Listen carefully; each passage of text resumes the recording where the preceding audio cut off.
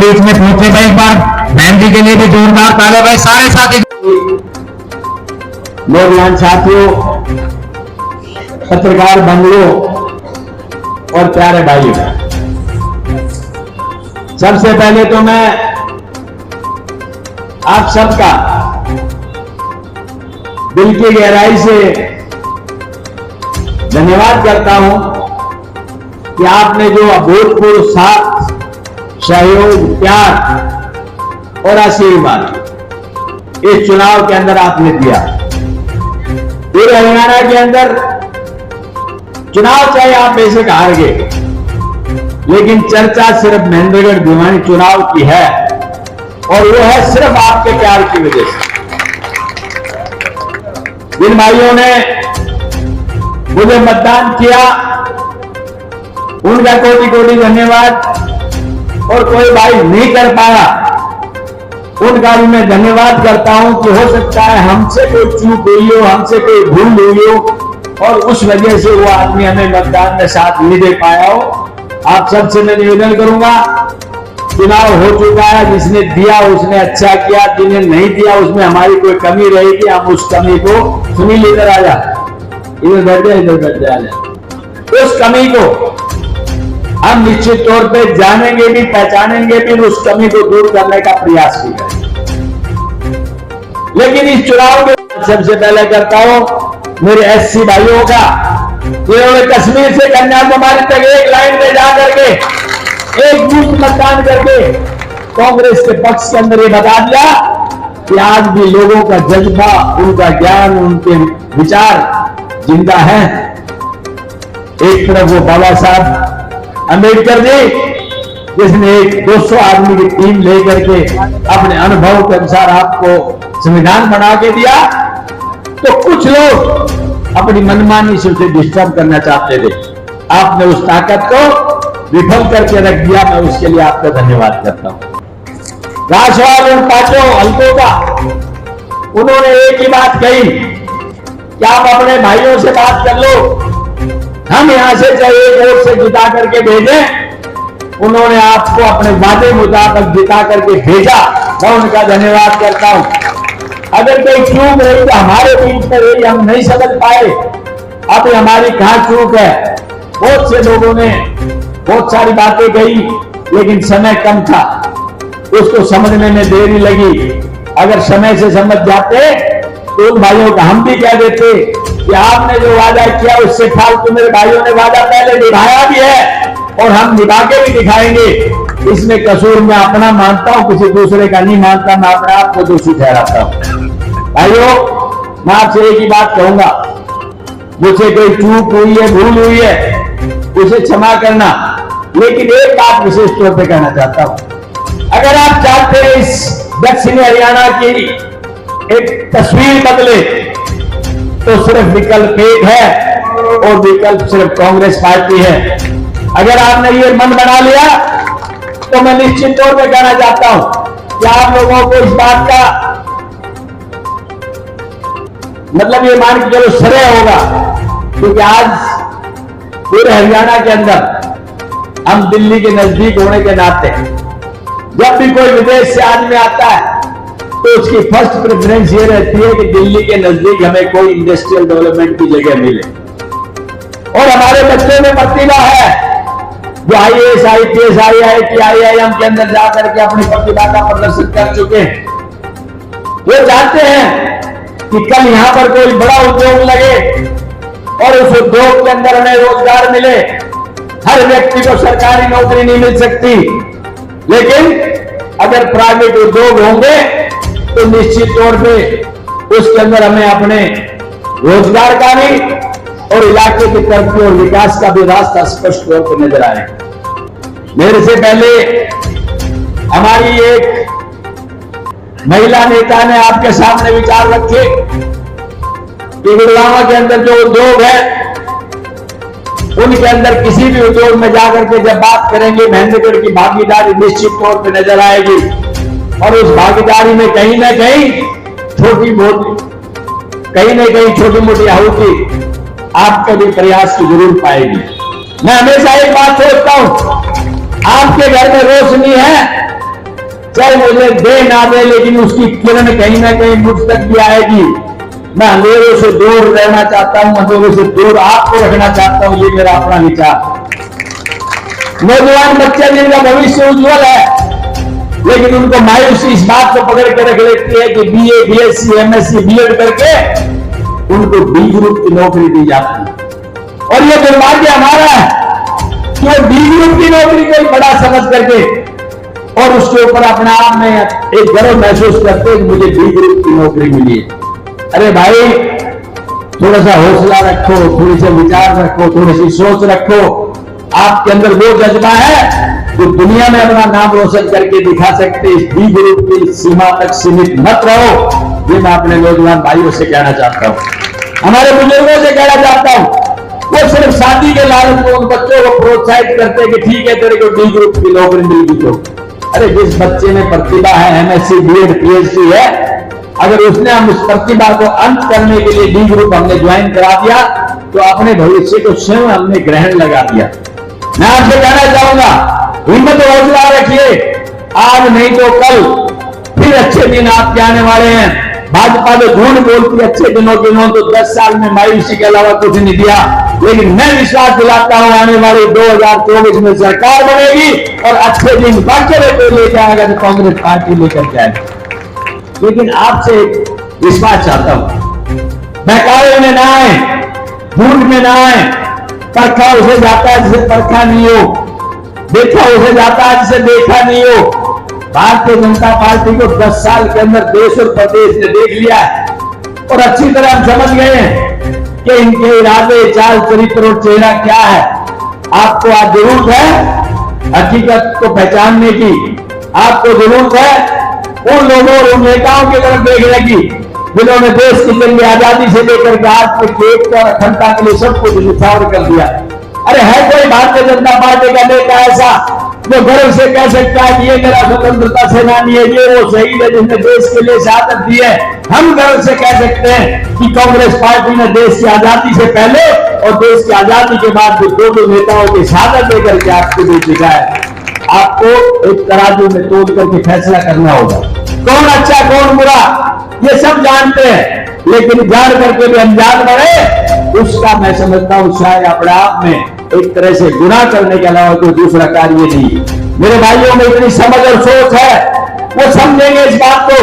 चुनाव आता है, हमें को भैरू पी आते हैं, चुनाव आता है, हमें को माहौल के अनुसार, मौसम के अनुसार निकल के जाते हैं। लेकिन आपके विचार और सोच में बात रहनी चाहिए, कौन आपका नेता हो सकता है, कौन भला कर सकता है, किसने भला करके दिखाया, किसके मन में आज ये विजन है, किसके मन में सोच है कि मेरे भाई को आगे ले जाऊं। हम लोग कहते हैं कि ये आगे भी बढ़ना चाहिए। मेरी गई का दुख नहीं, लेकिन काका की रही का दुख है। मैं एक बात और सोचता हूं कि मेरे भाई में अगर ताकत होगी, वो पैसे वाला बनेगा, तो मैं विश्वास करता हूं दिल में, मुझे देगा नहीं तो मांगेगा नहीं। ये सोच आपके दिल में। रावदान सिंह थप्पर लीडर पर के चस गया तू। रावदान सिंह थप्पर लीडर पर के चस गया तू। आर नहीं आज जीत समझिए, आर नहीं आज जीत समझिए, चमचम के मन बस गया तू। रावदान सिंह थप्पर लीडर पर के चस गया तू। रावदान सिंह थप्पर लीडर पर के चस गया तू।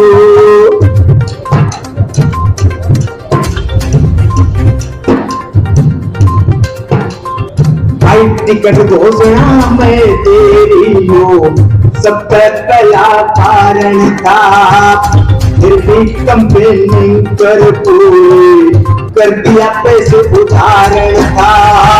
तेरी बड़ी जीत का सबकी जुआ का उच्चारण था। रावदान सिंह MP हर कोई लगा पुकारन गा।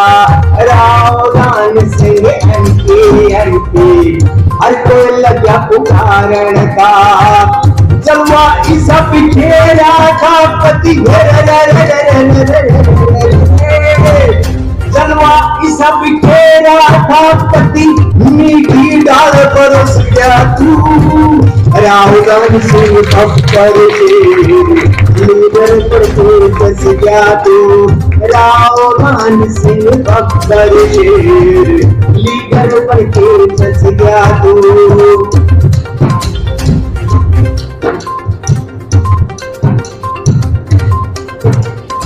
ऐसा पत हरियाणा जाने से जिसने करया योगी करगात। मुंह में राम भगत में खंजर लेके चले थारे साथ। बढ़ा पर चढ़ता के कईयों लोग दिखावा करी हिमात। रावदान से खड़िया के उसे में फंसे भागे मात। रावदान से खड़िया के उसे क्षण में फंस के भागे मात। इस तरह के सबक आगली इस तरह के सबक आगली मंजिल के नट कस गया तू। राहुल सिंह भक्कर से लीडर पर खस गया तू। राहुल सिंह भक्कर से लीडर पर खस गया तू।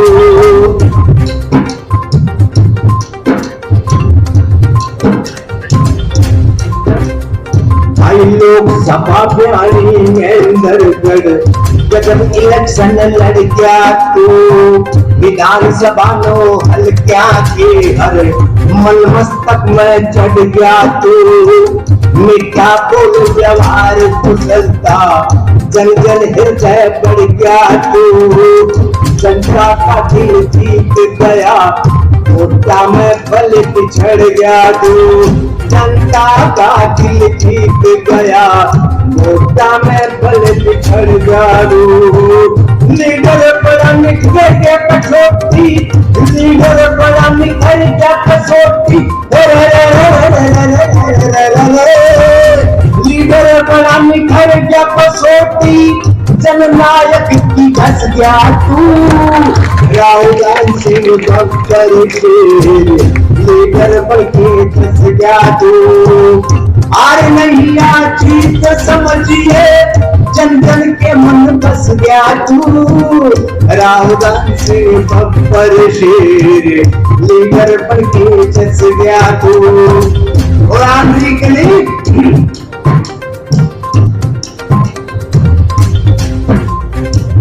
राहुल सिंह ने मिले कुछ अच्छे जिम्मेदारी। जन जन का आशीष साथ में दुआ पड़ेगी मारी। हो जाता तो बंदे एक तू चौकस करे प्यारी। बहुत जल्द तू होगा डिप्टी हरियाणा सरकारी। हरियाणा सरकारी। गजेंद्र पतंगा गम के गजेंद्र पतंगा गम के गद्दा में भी हंस गया तू। राहुल सिंह भक्कर लीडर बन के फंस गया तू। आर नहीं जीत समझिए जन जन के मन बस गया तू। राहुल सिंह भक्कर लीडर बन के फंस गया तू। राहुल सिंह भक्कर लीडर बन के फंस गया तू। धन्यवाद। एक बार जोरदार जयकारा लगाएंगे। बोलो राहुल सिंह की, वो अपने महबूब नेता की, वो भावी डिप्टी सीएम की। धन्यवाद। धन्यवाद भाई गजेंद्र जी, बहुत जोरदार तरीके से। दयानंद वाल्मीकि जी इस गीत को खुश होकर के 100 रुपए मुझे इनाम दे रहे हैं। कार्यकर्ता सम्मेलन किया है लोगों के धन्यवाद के तौर पे। इन भाइयों ने जो भी हिम्मत हौसला दिखा करके चुनाव में मतदान किया। देखिए चुनाव में जीत हार चलती रहती है, एक जीतता है एक हारता है। इस बात का कोई मलाल नहीं, लेकिन मेरे भाइयों ने खूब मदद करी है। कहीं चूक रही है तो मेरी रही है और अपनी रही है। मैं समझता हूँ जो चूक रही है उस चूक को हम दूर करेंगे। आने वाले समय के अंदर हरियाणा के अंदर जो माहौल बना हुआ है, कांग्रेस की सरकार बनेगी और निश्चित तौर पर मुख्यमंत्री बनेगी, इसमें कोई दो राय नहीं। उसके बाद जो तरक्की और विकास के रास्ते रुके उन सबको दोबारा से ठीक करके इस दक्षिणी हरियाणा की तस्वीर बदली जाएगी और कोशिश करेंगे कि इस क्षेत्र में औद्योगिक विकास हो। 30 तारीख को नागपुर में क्या करेंगे? 30 तारीख को कार्यकर्ता सम्मेलन जिसमें जो विजयमान और जो भूपेंद्र सिंह हुड्डा CLP लीडर और PCC प्रेसिडेंट दोनों बना रहे हैं और पूरे जिले की मीटिंग है। तो मैं सब भाइयों को ये निवेदन करता हूँ कि जब अपने नेता अपने घर पे आ रहे हैं तो उनके स्वागत के लिए जरूर नागपुर।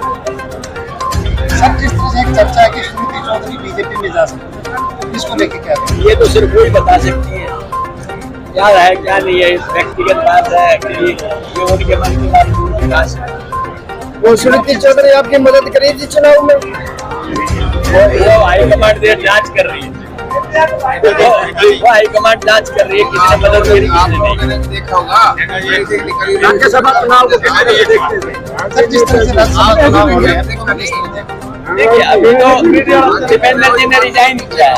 रिजाइन करने के बाद में कब नोटिफिकेशन आएगा, कौन उम्मीदवार होगा, ये पार्टियां तय करेंगी। उसके बाद फैसला होगा कि नागपुर मुख्यालय को लेकर क्या कहेंगे? जैसे वहाँ पर नागपुर मुख्यालय है रहेगा, अगर वक्त आया तो महेंद्र को अलग जिला देंगे, नागौर का जिला एज इट इज रहेगा।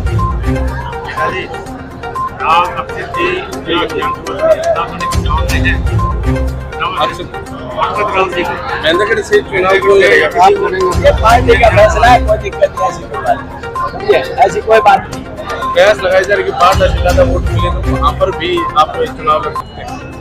नहीं, देखो उन भाइयों का प्यार है, उन्होंने कहा है कि आप जो है ना आप यहाँ जाओ या मतलब हमारी तरफ से आपसे एक इनविटेशन है। मैंने उनसे एक ही बात कही है, आप सबका बहुत बहुत दिल की गहराई से धन्यवाद, लेकिन मुझे महेंद्रगढ़ के भाइयों ने जो प्यार सम्मान किया है, मैं चाहूँगा कि मेरे भाइयों के मान सम्मान के साथ ठीक है।